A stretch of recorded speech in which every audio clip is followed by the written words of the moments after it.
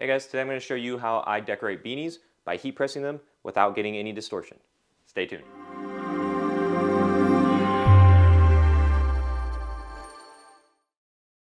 We're only going to need a few things to get started. The first thing obviously is the beanie. So if you look at the tag right there, 100% acrylic.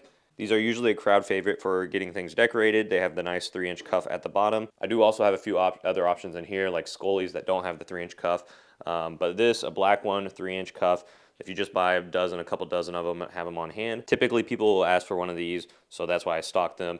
Most other colors, if people want them, I'll order them as I get them. But for now, we're just going to be working on this. The other things that you'll need is going to be just this little cardboard insert. I cut it out to be about 3.5 inches by 7.5 inches. But essentially, you're just going to want something that's going to fit right in here inside the cuff. And the reason for that is because we're going to be tucking that on the inside before we get it onto the heat press.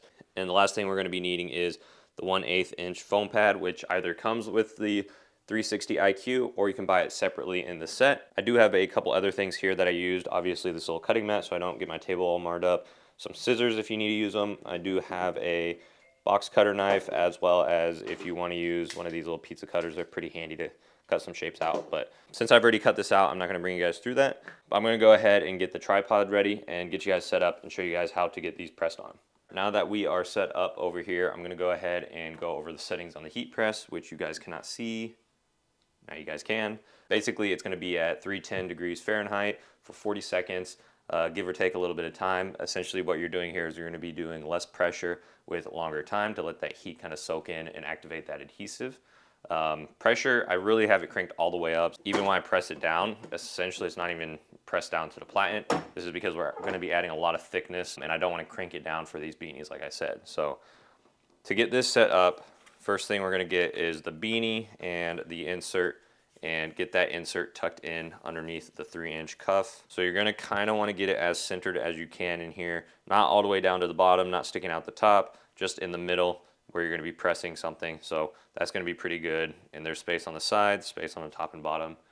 Once we have that, we're flipping this upside down and letting that top hang out the bottom there. Next thing we're going to need is going to be what you're pressing on. I'm going to be using these emblems that I got from Stalls. Essentially, I'm just going to be eyeballing this up to get it as centered as I can. Once I'm happy with that, I'm going to be throwing on, like I said, the 1/8 inch foam pad right on top, like so. And then when I swing this around, should clear it. And then I'm going to press it down. With all of that, the pressure is going to be about a 0 or a 1. Honestly, I could probably press it down just a little bit more, but I think this works great for now. So we're going to wait for this, and then we're going to check it out once it pops open. All right, cutting that a little early so I don't have to deal with the beeping. But once we pull this back, it looks pretty good. So I'm ready to take that cardboard out. I'm going to set this on the side to cool off, and then I'll bring you guys back once it's cold to the touch, and I'll show you guys with the corners and the stretching to make sure that it doesn't come off and that I'm confident in this. All right, so here we go. This is pretty much the final product. This is the final product. This is completely cooled down.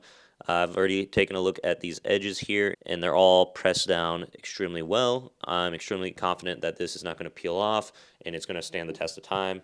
Again, if you look at the beanie itself, there is no warping, there's no distortion from the heat press process. Big shout out to Skip Davis for kind of coming up with this, doing his testing, and sharing it with us. This is, again, not my process, so I don't want to take credit for it, but it is a process that I found that I don't see too many people talk about, or at least many videos on YouTube. So I did want to go through it real quickly and share it with you guys. So I did want to kind of give credit where credit is due. Hopefully you guys learned something. Hopefully you guys found this maybe entertaining. But either way, I hope you guys have a great day.